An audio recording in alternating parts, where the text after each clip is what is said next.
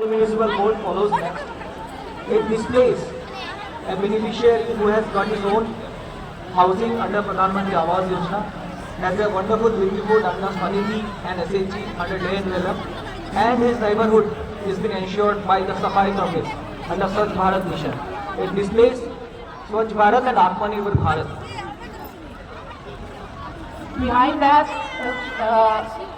the Department of PNRB, and you can see with the tribe constructed by the Picnic Finance. You can also see the solar lights there, and you can also see the CC road out there. And then there's the plantation is out there. It's all done by, implemented by PNRB. You can, if you look closely, you see a gentleman standing on the bridge. That gentleman is none other than our election officer, Mr. Nishant Cherai. He is wondering with the coming elections whether this bridge will hold or not. Mr. Nishant Cherai, election officer, bridge बहुत मजबूत है।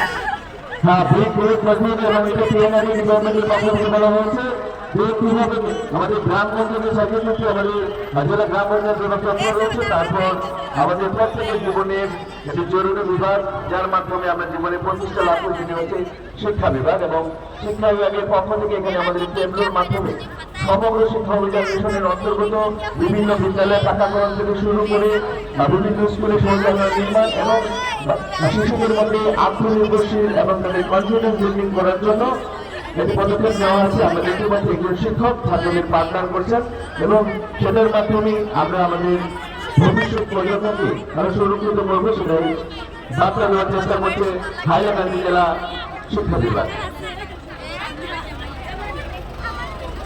Through healthy and productive livestock and transforming animal husbandry into a sustainable engine of prosperity.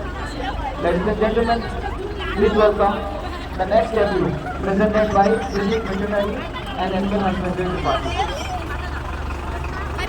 আমাদের জেলা পশু চিকিৎসা বিভাগ দেখতে পারেন কিভাবে আমাদের ঘর থেকে উঠে প্রত্যেকেরই এক গ্লাস দুধ আমরা চাই, কিংবা রাতে শোয়ার সময় আমাদের দুধ পান করা উচিত, যাতে করে স্বাস্থ্য ভালো থাকে।